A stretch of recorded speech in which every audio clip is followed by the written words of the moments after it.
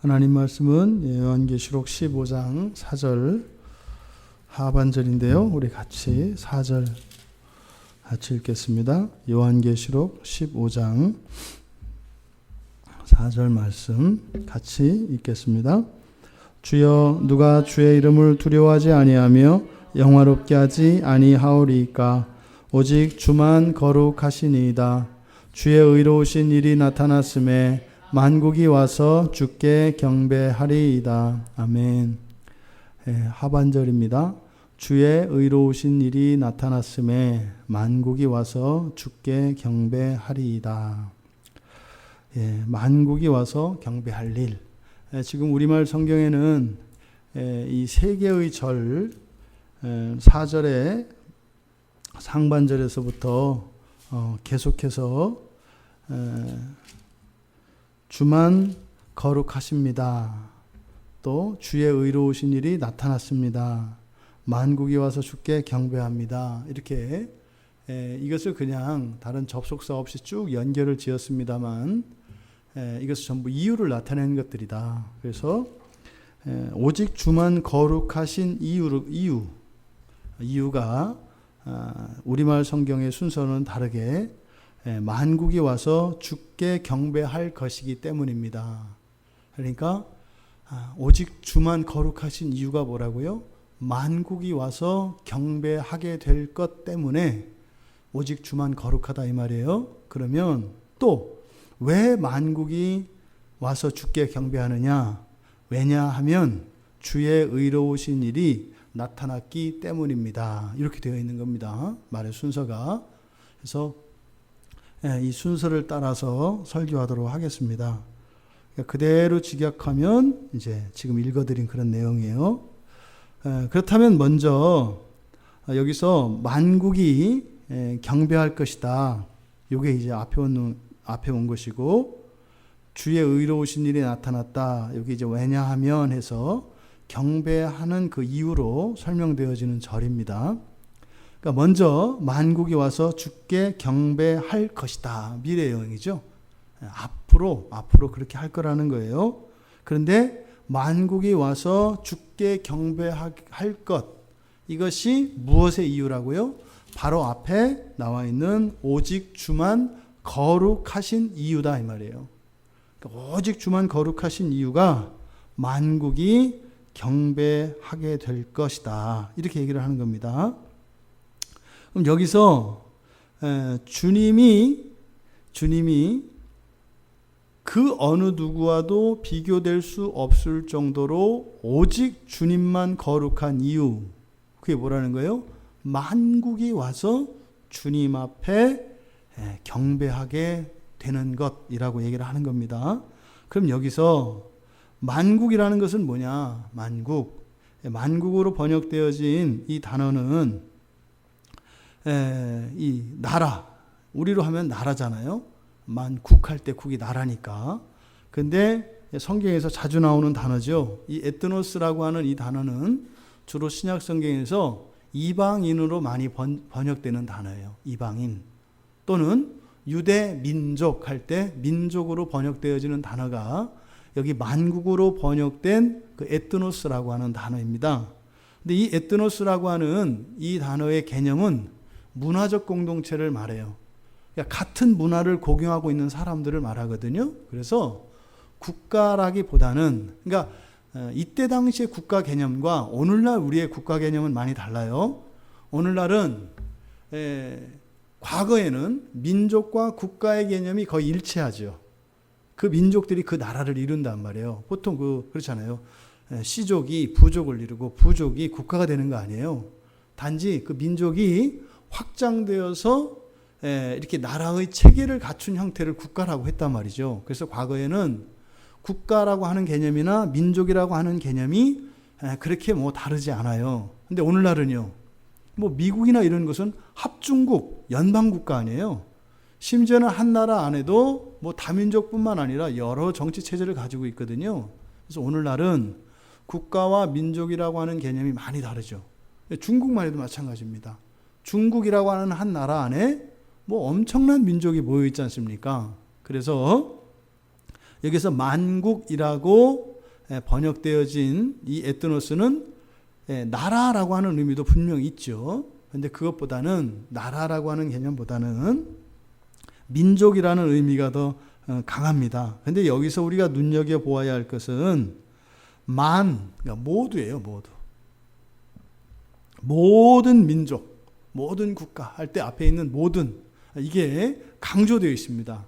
헬라어 원문에서는. 그래서 뒤에 나온 이 에트노스라고 하는 민족과 국가로도 번역이 가능한 이 단어보다는 앞에 있는 이 모든의 의미의 무게중심이 쏠려 있어요. 모든은 우리가 어떻게 해석하죠? 예외 없이 하나도 빠짐없이, 이 말이 이제 중요한 겁니다. 그러니까 지금 여기서 만국이 의미하는 것은 뭐겠어요? 이 세상에 있는 모든 민족과 모든 나라 가운데 단 하나도 빠짐없이 모두 나와서 경배할 것을 말하는 거예요. 속 시원하지 않으세요? 인류 역사 속에서 세계를 제패하겠다고 꿈을 꿨던 사람들이 많아요. 황제를 꿈꿨던, 그렇죠? 세계 정복을 꿈꿨었던 사람들이 많습니다. 영국도 과거에는 해가 지지 않는 나라다. 그래서 영국의 식민지가 전 세계, 지구 전 세계에 걸쳐 있었기 때문에 어쨌든 영국의 통치를 받는 그 식민지가 전 세계적으로 있으니까 계속 해가 돌면서 해가 지지 않는 거죠. 그래서 해가 지지 않는 나라라고 했지 않습니까? 근데 실제로는 말이 그렇다는 거지, 영국이 전 세계를 제패한 적이 없다고요. 어느 누구도 없어요. 로마도 마찬가지고요. 바벨론도 마찬가지고요. 어느 누구도 전 세계를, 그리고 심지어는요, 이 나라에서조차 내가 이 나라를 정복하고 다스린다 할지라도 그 안에서 어느 누구도 복종하지 않고 저항하고 불순종하는 사람이 없었던 적은 없어요. 그러니까 전 세계의 모든 민족, 모든 국가는 고사하고 자기가 다스리는 그 나라 안에서도 100% 예외 없이 모든 사람들이 경배하는 일은 없어요. 그러니까 지금 여기서 만국이 경배한다는 것은 바로 그런 겁니다. 모든 민족과 모든 나라가 하나의 통일된 제국이 되었다는 뜻이에요. 여기서. 그러니까 만국이 와서 주께 경배한다는 이 말은 뭐예요? 전 세계가 하나의 나라, 한 나라가 되었다라고 하는 의미예요. 누가 왕이겠어요? 주님이시죠. 바로 그 사건은 미래의 사건입니다. 미래의 사건. 미래에 그렇게 될 것입니다. 그들이 다 나와서 예수 그리스도를 영원한 왕으로 그리고 영원한 백성으로 완전한 하나님 나라를 이루게 될 것이다. 바로 이 내용인 거예요. 그러니까 이게 바로 앞으로 되어질 그 일이 바로 우리 주만, 오직 주만 거룩한 이유다 이 말이에요. 그러니까요, 역사적으로 전무후무한 사건이고, 이것은 예수님께서 재림하셔서 왕으로 왕좌에 오르실 때 그 이전에는 절대로 일어나지 않는 사건이라는 거죠. 이 날이 반드시 옵니다. 이 날이 반드시 옵니다. 물론 그때는 우리는 부활의 몸으로 주님과 영원히 함께 하겠죠. 근데 그때요, 주님과 함께 다스리는 사람이 있고 다스림 받는 사람이 있습니다. 그때는 다스림을 받든 완전한 하나님의 공의와 사랑이 동시에 실현되기 때문에 모두를 만족시킵니다. 근데 그때도 분명히 다스리는 일과 다스림 받는 일은 존재합니다. 불만은 없지만. 근데 살아있는 동안 우리가 그때 그 영원하고 완전한 그 하나님 나라에서 다스리는 자로 살 것인가, 다스림 받는 자로 살아갈 것인가는 우리들 각자가 선택하는 것입니다. 그때는 뭐 다스림을 받아도 행복하다니까, 불만이 없다니까, 난 그렇게 살 거야. 예, 그렇게 사시면 돼요. 괜찮습니다. 어느 게도 우월하다, 뭐 어느 게도 열등하다, 이렇게 우열을 비교할 수 없어요. 그때 가면. 근데 지금은요, 어느 게 더 좋은 것인지 덜 좋은 것인지를 알 수 있어요. 이게 죄인이 가지고 있는 장점이에요. 죄인이기 때문에 비교가 가능해요. 더 좋은 것과 더 나쁜 거를. 그래서 이 죄가, 이 사악한 이기심과 정욕이 더 좋은 게 뭔지를 알아서 그 천국을 준비하게 해요. 그러니까 이게 나는 정말 이렇게 성경을 볼 때마다 마귀가 너무 불쌍해요. 마귀가 너무 불쌍해요. 이렇게 죄에 빠뜨려서 물론 뭐 사람을 괴롭히고 우리도 힘든 일이 있습니다만 그것에 못지않게 우리가 죄를 가지고 있음으로 해서 천국을 더 잘 준비하게 돼요. 더 잘 준비하게 돼요. 그러니까 이게 지금 뭐 이상한 것이요. 뭐 된 것도 같고 이렇게 좀 망가뜨리고 하나님하고 우리 사이를 이간질시키고 이 다음에 하나님 나라가 완성됐을 때 조금 좀 질서 좀 헝클고 싶은데 오히려 죄 때문에 더 잘 준비하게 되는 이런 일이 이제 일어나는 겁니다. 그래서요, 성경은 분명히 이야기합니다. 다스림을 받는 자보다는 다스리는 자가 낫다. 그러니까 우리가 이 세상을 살면서요, 신앙을 붙들고 살아가는 이 일들은 그 신앙을 추구하며 더욱 성화의 삶을 살고 하나님 말씀 따라 살기 위하여 어찌 보면 나의 자유를 스스로 반납하는 것 같은, 구속받는 것 같은 이런 것들은 훗날 그 영원한 나라에서의 우리의 영원한 삶을 결정짓는다.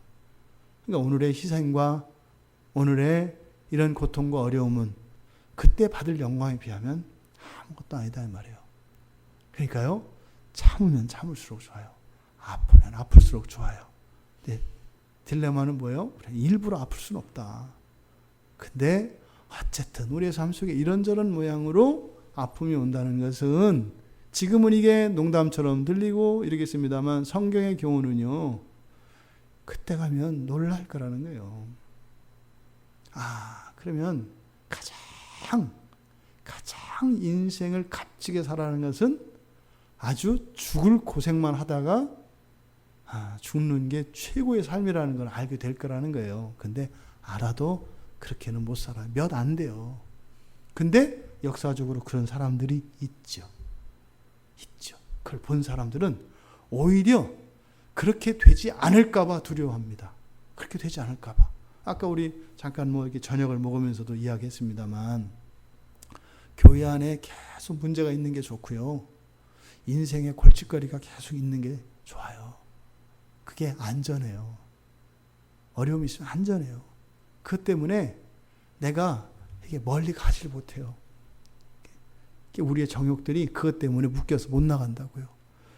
그러니까 하지만 반드시 이 모든 것이 완성되는 그 나라가 온다. 그 나라가 온다. 바로 그것이 우리 주님만이 오직 거룩한, 이때 거룩의 의미는 뭐겠어요? 완전한 구별이에요. 완전한 구별. 그 무엇과도 비교할 수 없는, 비교 대상이 없는 이런 구별로서의 거룩이에요. 근데 그것만이 아니죠. 그렇죠? 어떻게 해요?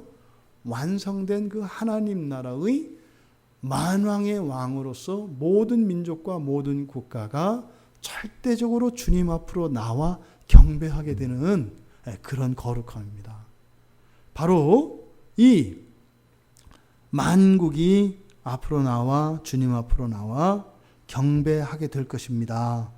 그것이 주님만이 오직 거룩하신 이유입니다. 이렇게 얘기를 한 거예요. 그렇다면 지금 여기서 이렇게 모든 사람들이 하나가 된 그 하나님 나라의 성취를 상징적으로 이야기하고 있는 거잖아요.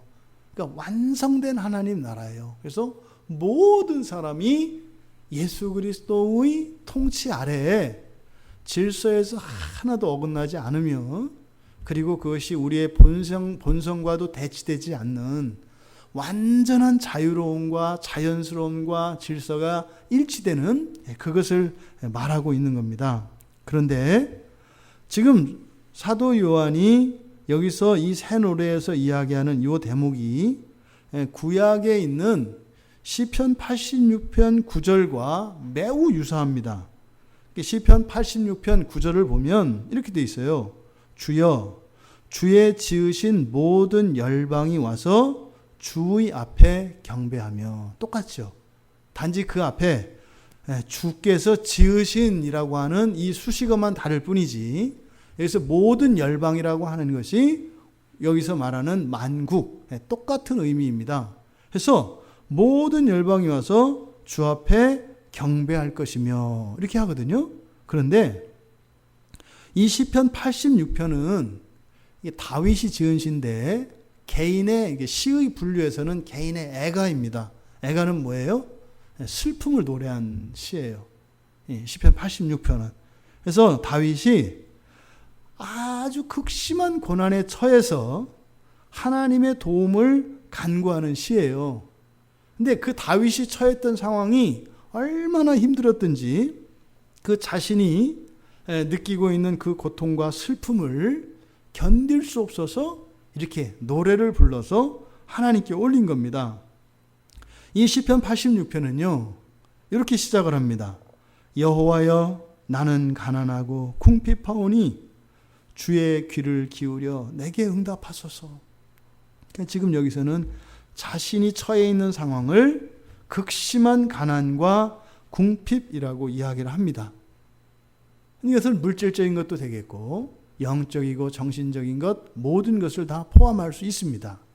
이렇게 시작된 시가 주께서 나를 도우셨고 위로하셨기 때문에 나를 미워하는 그들이 보고 부끄러워하겠습니다.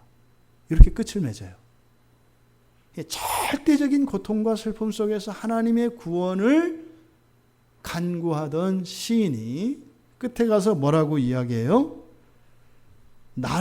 주님께서 나를 도우시고 위로하신 그것 때문에 나의 원수들이, 그러니까 이 원수들은 분명히요 나의 앞에서 이야기했던 가난과 궁핍에 직간접적으로 관련이 되어 있는 적들입니다. 그들이 어떻게 할 거라고요? 부끄러워하겠습니다. 아까 우리가 잠깐 나눴던 것과 비슷한 거죠.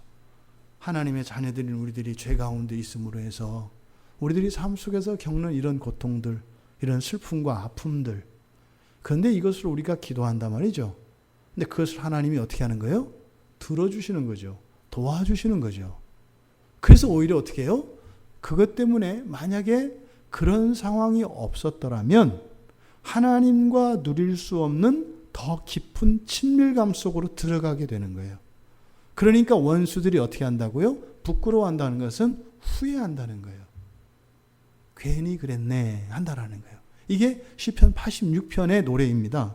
그런데 그 중간에 바로 이 내용이 들어가 있는 거예요.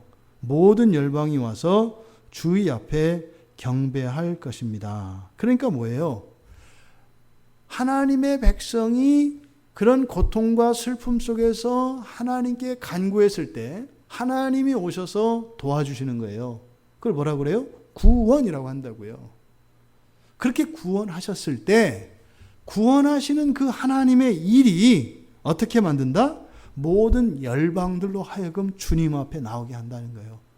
여러분들 왜 예수를 이렇게 전도하고 또 어떤 사람들이 예수를 믿게 될 때 뭐 다양한 그 경로를 따라서 옵니다만, 내가 아주 친한 사람이 예를 들어서 뭐 완전히 폭삭 망했어요, 집이. 근데 이 사람이 예수 안 믿던 사람인데 어느 날 죽기 전에 마지막으로 교회 간다 이러더니 교회 가더니 이 사람이 얼굴이 변하더니 집안이 확 살아난 거예요. 그러면 그 사람과 가까이 지냈던 사람이 교회를 가고 싶은 마음이 들겠어요, 안 들겠어요? 안 가도 마음은 든다고요. 지금 여기서는 그 얘기를 하는 거예요. 고난 가운데 있었던 하나님의 백성이 기도하였고 그 기도에 응답하여 하나님이 구원해 주셨을 때 그로 인해서 모든 열방이 주 앞에 나와 경배하게 된다 이 말이에요. 이게 지금 신자들이 겪는 인생에서 일어나는 많은 환난과 어려움들, 결국 그것에 대한 구원을 통하여 영광이 누구께로 돌아가요? 하나님께로 돌아간다는 거예요. 이게 지금 시편 86편에서 이야기를 한 겁니다. 그러니까 지금 요한은 여기에서 시편 86편에서 다윗이 그렇게 그 구원하시는 그 일, 모든 열방이 주께 나와 경배하게 하는 그 구원의 일, 그 구원의 일을 요한은 여기서 바로 경배하게 되는 이유가 뭐라고요? 주의 의로우신 일이 나타난 거라고 말씀을 드렸잖아요. 그러니까 여기서 말하는 주의 의로우신 일이라는 것은 무엇과 관련이 되어 있겠다? 구원과 관련이 되어 있겠다. 왜?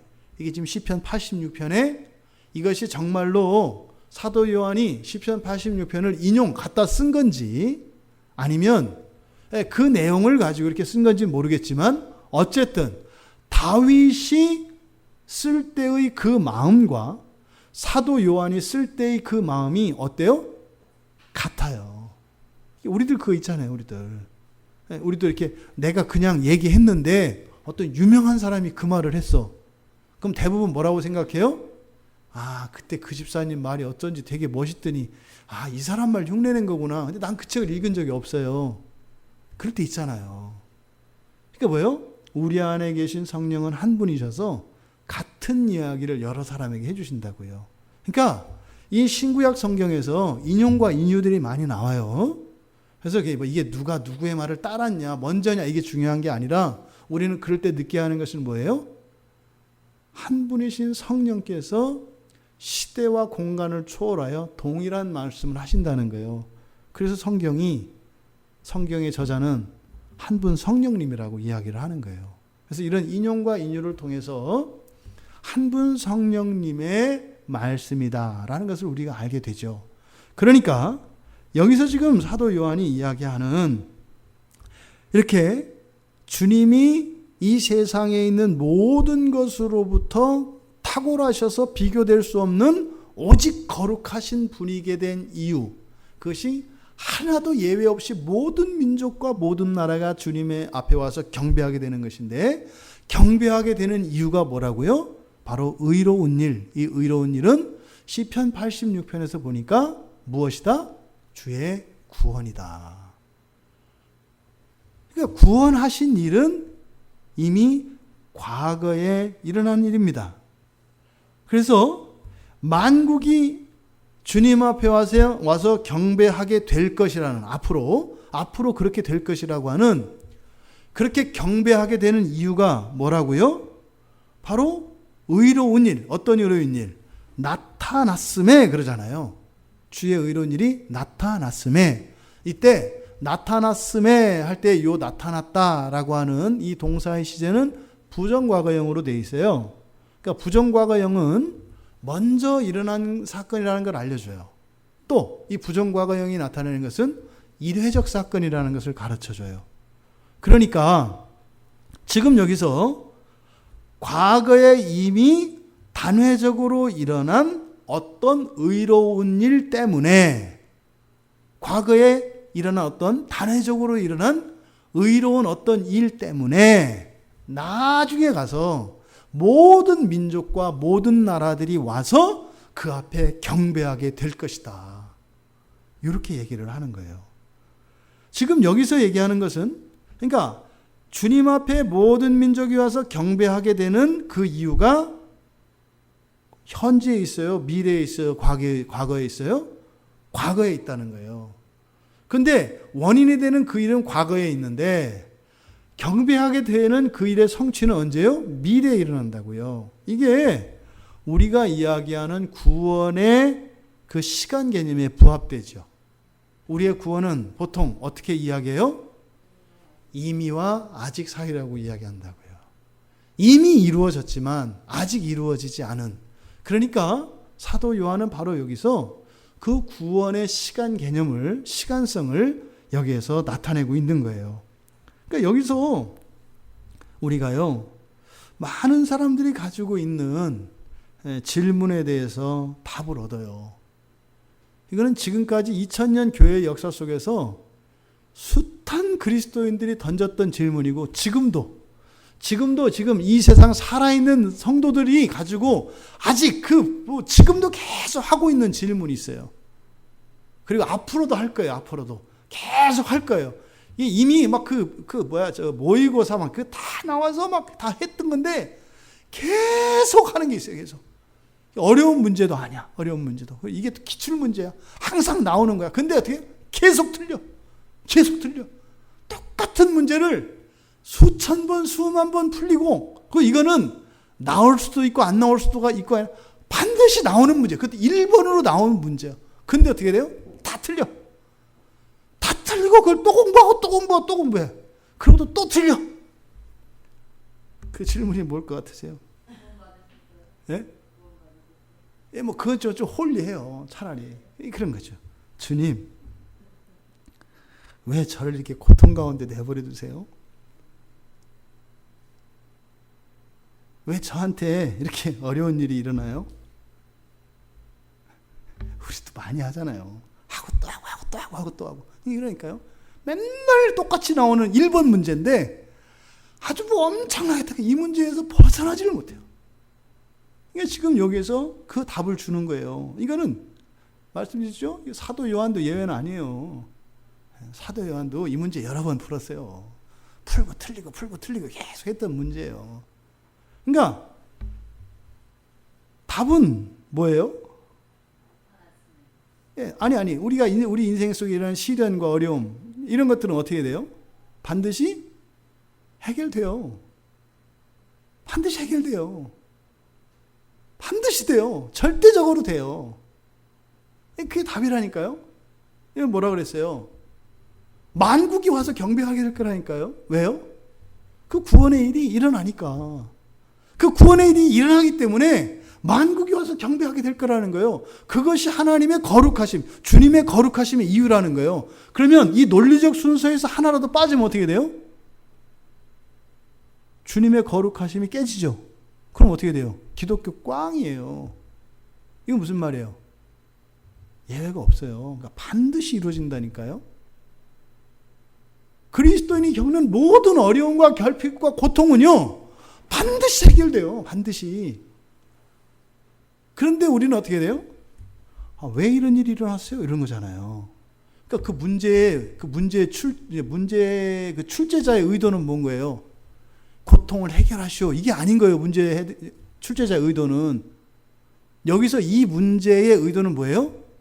시간이에요. 시간. 이 문제가 의미하는 바는 시간이에요. 언제 해결될까요? 이 문제다 이 말이에요. 이게 과연 해결돼요? 안 돼요? 왜 일어났어요? 원인이 뭐냐? 어떻게 해야 되느냐? 얼마나 뭐가 필요하냐? 이게 지금 이 문제의 초점이 아니라 이 문제에서 묻는 것은 이 문제의 초점은 어디에 있다? 시간 문제예요. 시간 문제. 그러니까 하나님, 왜 나에게 이런 일이 일어났어요? 왜 어떻게 지금까지 이렇게 했는데도 이게 또 이럴 수가 있어요? 이게 이렇게 이제 만약에 우리가 이렇게 항변을 한다면 방향이 잘못된 거예요. 문제를 잘못 이해하고 있는 거죠. 그러니까 문제를 순간적으로 내가 잘못 읽어버리면 많이 아는 사람일수록 확실히 틀려요. 이해되시죠? 아예 무식했던 사람은 문제를 제대로 읽든 잘못 읽든 상관없어요. 어차피 찍을 거니까 이렇게 읽든 저렇게 읽든 상관이 없어. 근데 공부를 열심히 해놔서 완벽하게 다 알아요. 완벽하게 아는 사람이 문제를 잘못 읽어버리면 어떻게 돼요? 완벽하게 틀려요. 그래서 종종 경건하게 살았던 신자들이 이 답이 없는 문제에 걸려들어서 막 헤맨단 말이에요. 그건 뭐예요? 답이 없는 게 아니죠. 문제를 잘못 이해한 거예요. 문제를. 그러니까 신자들이 이런 슬픔과 어려움과 고난 속에 들어갔을 때 기도해야 되는 것은 뭐예요? 하나님, 제발 이걸 좀 없애주세요. 도대체 이거 없애줄 거예요? 안 없애줄 거예요? 하면서 내가 믿음이 없나? 이렇게 했다가 또 믿음이 없어서 이거 안 없어지는 거 아니야? 또 막 했다가 또 막 주시옵소서 주시옵소서 했다가 그래 주실 거야 이렇게 했다가 또 내가 믿음이 맞나? 내가 확신 아닌가? 번지수가 틀렸다고요. 신자들에게 일어나는 모든 아픔과 모든 문제는 어떻게 됐다고요? 이미 구원이 되었고 성취는 나중에 된다니까요. 그러니까 우리가 그런 어려움을 처했을 때 하나님께 기도해야 되는 바른 기도는 뭐겠어요? 이게 될까 안 될까? 왜 일어났을까가 아니죠. 그죠?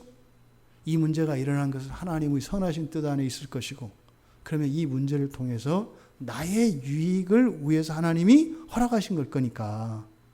그런데 이거는 견딜 수가 있어요? 없어요? 없으니까. 그럼 우리가 그런 곤란과 환난과 어려움 속에 처했을 때 우리가 기도해야 되는 것은 무엇이에요? 하나님, 이 기간 동안 하나님이 구원하시는 그때까지 버틸 힘을 주세요. 이렇게 기도해야 되는 거예요. 버틸 힘을 주세요. 믿음을 잃지 않게 도와주세요. 또요. 그런 괴로움 속에서도 슬픔과 고통 속에서도 기쁨을 주세요. 이렇게 기도해야 되는 거예요. 우리는요. 어떤 일이 생겨버리면 이것을 풀어 없애려고 한단 말이죠. 그러면요. 이것을 능가하는 기쁨이 있으면 어떻게 돼요? 있어도 견딜만 하다니까요. 그러니까 우리에게요. 하나님이 다른 은혜를 주셔서 기쁨과 만족과 이런 행복감을 주셔서 버틸 수 있으면 되는 거예요. 왜요? 모든 문제는 다 해결된 거니까. 이미 이루어진 거니까. 왜? 그것 때문에 하나님이 경배받으실 거니까 그거는 반드시 된다니까요. 그러니까 어떻게? 어떤 문제가 막혀서 어려움으로 다가왔을 때 이때는 어떤 기회인 거예요? 전혀 내가 생각하지 못했던 또 다른 기쁨과 만족과 행복을 누릴 수 있는 기회인 거죠. 왜? 이게 나에게 고난이 아니었다면 이 고난을 견디기 위해서 필요한 이런 기쁨이 필요 없잖아요. 이게 기쁜데 뭘 필요해요? 기쁘기 위해서 다른 기쁨이 필요해요? 그때 뺏기잖아요. 에? 아니 라면 딱 배고픈 사람이 라면 끓여줘서 맛있다고 막 먹는데 옆에 탕수육을 딱 시키면은요 라면 맛이 딱 떨어져 버려요. 그건 구원이 아니지 버리게 되잖아요. 그러니까요 이런 고난과 결핍은 이 문제에 있어서 고난과 결핍이 없었더라면 누릴 수 없는 다른 것들을 내 인생에 들어오게 한다 이 말이에요. 전달이 되고 있죠. 세상 사람들이 들으면 저보고 소피스트라고 할 거예요. 궤변이라고. 진짜인 걸 어떻게 해요. 이렇게 하면서 우리의 삶 속에 새로운 기쁨과 은혜와 새로운 지평의 사랑들이 막 이렇게 들어오는 거예요. 그러면서 우리가 막 커가는 거예요. 그러니까 어떤 이유가 됐든지 신자들의 고난은 있잖아요. 심지어 내가 자가당착이고 내 죄로 인한 거고 나의 무엇이었든 상관없어요.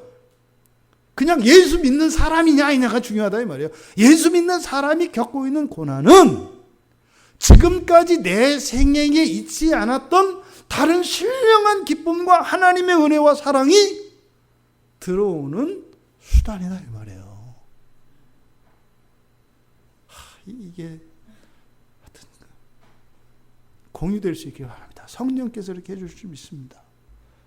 그래서요 하나님 지옥을 방불하는 이 고난 속에서도 이것을 능가하는 천국의 기쁨을 주시옵소서. 이것이 아니었으면 무너질 수밖에 없는 내가 오히려 견디고 이기고 오히려 이것을 그냥 아무것도 아닌 것처럼 할 수 있도록 천국의 기쁨을 주시옵소서. 이것이 우리의 기도의 바른 방향이에요. 근데 대부분 어떻게 해요? 왜 또 이래가지고 이제 살만했더니 또 와가지고 내가 이럴 줄 알았어. 며칠 내가 좀 평안했다. 그랬더니 또 이게 와서 건드려가지고 나를 또 뒤집어 놓고 이러면 어떻게 돼요? 그거 하나에서 못 벗어나잖아요. 그거 하나에서 못 벗어나. 평생을 그거 하나를. 이게 무슨 그거는 죄는 사골도 아니고 그 사골은 그 끓여봐야 아무것도 안 나와. 쓴물밖에 안 나와. 그 맨날 그거 하나 붙들고 그냥 했다가 조금 이렇게 식으니까 이제 먹을만 했다가 또 뜨거져. 뜨거. 또 막. 내비두라니까. 이게 포도주로 바뀌어야 된다. 포도주로. 근데 포도주로 바꾸는 시간이 걸려요. 근데 어떻게 해요? 걸릴 때까지 그냥 우리가 참아야 되는 것이 아니라 그것을 이겨낼 수 있는 은혜를 주십시오. 에? 이 놀라운 이 복음의 신비가 우리 모두에게 임하기를 바랍니다. 지금 여기서 바로 과거에 일어난 그 사건이 미래에 일어날 것의 원인이라고 하는 이것은 현재를 살아가는 우리 그리스도인들이 삶 속에서 고난과 역경을 어떻게 대처해야 하고 그것이 어떤 의미인가. 오히려 그것을 통해서 우리의 삶을 더 부유롭게 하고 우리의 영혼과 우리의 전 인생을 더욱 살찌게 하는 것이다. 이 놀라운 복음의 진리가 깨달아지기를 바랍니다. 이때 이제 주의 의로우신 일, 이것이 이제 구원과 관련되어 있는 것, 구원과 관련되어 있는 일이라면 그럼 우리는 사실은 어렵지 않게 생각할 수 있어요. 과거에 이미 나타난 이례적 사건으로서 우리의 구원과 관계된 일, 그 뭐겠어요? 십자가죠. 십자가 얘기하는 거예요. 십자가. 그 십자가를 말하는 거예요. 주의 의로우신 일이 나타났음에. 그러니까 이미 나타난 주의 의로운 일은 바로 십자가 사건을 이야기하는 거예요. 그 십자가 사건은요, 하나님의 공의를 나타내신 거잖아요. 그러니까 그 십자가 사건을 이렇게 말하는 거예요. 주의 의로우신 일이 나타났음에. 그러니까 이것을 십자가 사건이라고 하는 것은 나타났음에라고 하는 이 부정과거형을 통해서 더 그것이 이렇게 지지가 되죠. 구원과 관계된 것이고 과거에 일어난 것이고 과거에 단회적으로 일어난 사건. 우리의 구원과 관계된 게 뭐가 있어요? 바로 예수 그리스도의 십자가 사건을 이야기하는 거죠. 이때 나타났다라고 하는 이 단어, 여기서 나타났다라고 하는 것은 계시성보다는 가시성이 더 강조되는 거예요. 계시성보다는 가시성이 더 강조된다. 무슨 말이냐면 계시라고 하는 것은 감추어졌던 것이 드러나는 거예요.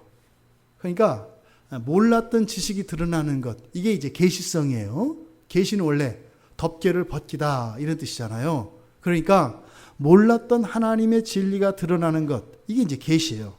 그래서 이렇게 감추어졌던 그 하나님의 진리가 드러나는 것, 드러나는 이런 것을 계시성이라고 말씀을 드린 거고, 가시성이라고 하는 것은 뭐예요? 우리의 눈에 나타나는 것을 말해요. 우리가 눈으로 보는 걸 말해요. 그러니까 보여지는 것. 그러니까 감추어진 것이 드러나는 이런 계시성보다는 사람들 눈에 띄게 하는 가시성이 더 강조되는 말이다 이 말이에요. 그러니까 사도 요한은 주의 의로우신 일이 나타났음에 이렇게 얘기했는데, 주의 의로우신 일을 십자가 사건이라고 했을 때 지금 여기서 사도 요한이 강조하는 것은 뭐예요? 그 십자가 사건이라고 하는 것은 대속의 사건이고 이걸 얘기하는 게 아니라 뭐다? 사람들로 하여금 그것을 무하게 만든다? 볼 수 있게. 볼 수 있게.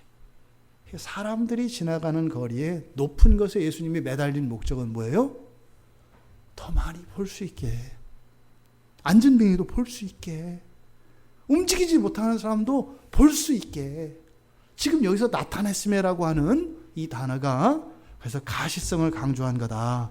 그러니까 구원을 그 하나님의 공의가 만족되었다고 하는 그 사실을 누구에게 알리는 거예요? 모든 사람들에게 알리는 거다 이 말이에요. 예수님이 십자가에서 이렇게 봐라. 내가 너를 대신해 죽었어. 얘기해요. 뭐예요? 하나님의 공의가 만족되었다 라고 하는 것을 온 열방이 보게 해서 그들로 하여금 이 죄책감과 두려움 속에서 벌벌벌 떨고 하나님 앞에 나오지 못하던 사람들, 왜요? 죄 때문에 못 나가잖아요. 근데 어떻게 했다는 거예요? 다 끝났어. 끝났어. 마치 그 민방위 훈련 다 끝나고 나서 해제경보 쫙 크게 울리잖아요. 왜요? 나오라고. 왜 됐고 이런 거 중요하지 않아요. 뭐요? 끝났다는 거예요. 끝났다는 거예요. 뭐가? 율법의 정죄가, 죄로 인한 하나님의 심판이 끝났다는 거예요. 이게 지금 여기서 말하는 나타났음에라는 뜻이다. 근데 지금 또 이 표현과 비슷한 표현이 거의 같아요. 시편 98편에 사용됩니다. 시편 98편에. 시편 98편 2절에 가면 여호와께서 그 구원을 알게 하시며 그 의를 열방의 목전에 명백히 나타내셨도다. 똑같죠. 주의 의로우신 일이 나타났음에 요거나 그 의를 열방의 목전에 명백히 나타내셨도다. 똑같죠. 그런데 시편 98편은 좀 더 자세하죠. 그 앞에 뭐라고 되어 있어요? 여호와께서 그 구원을 알게 하시며, 그러니까 명백하게 나타낸 이유가 무엇과 관계되어 있다는 거예요? 구원을 알리는 거다 이 말이에요. 그러니까 지금 사도 요한이 이야기한 요 대목은 바로 구약의 시편에 시편 86편과 98편을 동시에 이야기하고 있는 것 같아요. 아까 앞에서 이야기했던 86편은 개인의 애가라 그랬잖아요. 애가. 고통과 슬픔 속에서 하나님 도와주세요. 예? 이렇게 하는 거라 했잖아요. 그런데 이 시편 98편, 이 98편은요, 과거에 있었던 군사적 승리를 찬양하고, 전쟁에서 이긴 거예요. 군사적 승리를 찬양하고, 그리고 현재의 왕이신 주님을 찬양하고, 그리고 앞으로 오실, 온 세상의 재판장으로 오실 그 주님에 대한 찬양으로 이루어진 시가 시편 98편이에요. 야, 세상에. 그러니까 어떻게 시편 86편과 98편을 지금 사도 요한은 여기에서 이 두 절로 딱 나타내 버린 거예요. 그러니까 세상에 어떻게 맞아도 이렇게 맞냐 이 말이죠. 이렇게 얘기하는 것은 지금 이 초점은 사실은 누구의 노래예요? 이거는 사도 요한 자신의 노래라고요. 자신의 노래예요. 자신의 노래. 지금까지 자기가 예수를 믿고 사도로 살면서 있었던 모든 일들을 이렇게 회상하면서 풀리지 않았던, 그리고 하나님께 대해서 가졌던 원망, 이 모든 것들이 지금 풀려서 그것을 이렇게 얘기하고 있다 이 말이에요. 바로 우리가 살펴보고 있는 이 새 노래를 들으면서 요한은 예수님이 십자가에서 이루신 그 구속 사건이 점점 이렇게 누룩과 같이 자라나서 그 십자가에서 비참하게 죽으셨던, 그래서 제자들마저도 그냥 버리고 도망갈 수밖에 없었던 그 예수가 어떻게 해요? 바로 온 세상의 왕으로 오시는 그 마지막 재림의 영광의 순간, 그러니까 구속의 전 과정을 지금 요한은 보고 있는 거예요. 그거를 지금 이렇게 나타내고 있는 거예요. 바로 그 사건이 뭐라는 거예요? 세상의 모든 나라와 민족이 와서 주님 앞에 경배할 일이다. 이렇게 얘기하는 거예요. 요한이 이렇게 이야기했다면, 이것을 만약에 요한이 과거에 젊었을 때 이것을 깨달았다면 어떻게 살았겠어요? 아, 내가 십자가의 은혜를 누렸다는 게 이런 거구나. 그가 살았을 인생을 생각을 해보세요. 그리스도께서 구원하신 그 사건이 온 세상에 예외 없이 모든 나라와 민족이 주님 앞에 와서 그 구원 때문에 하나님을, 예수님을 경배하게 될 그 사건이 바로 뭐라는 거예요? 여러분이 예수님을 주님이라고 부르는 사건이라고 얘기하는 거예요. 주님, 주님, 기도할 수 있고 예배할 수 있고 나 그리스도인이에요. 나 교회 다녀요. 이게 나중에 가면 단 한 사람도 외 없이 하나님 앞에 무릎을 꿇을 수밖에 없는, 그리고 하나님께 찬양과 경배를 올려드릴 수밖에 없는 그 사건이라고 이야기를 하는 겁니다. 여러분, 그 은혜가 오늘의 나에게, 여러분에게 임하기를 바랍니다. 그래서 그 그리스도의 십자가에서 재림에 이르는 그 구속의 전체적인 의미와 가치, 그리고 그 영광이 우리들 심장 안에 꽉 채워지기를 바랍니다. 그래서 우리가 이렇게 뛰는 이 심장의 고동이 바로 우리를 구원하신 그 하나님의 구원의 은혜에 대한 벅찬 감동이기를 바랍니다.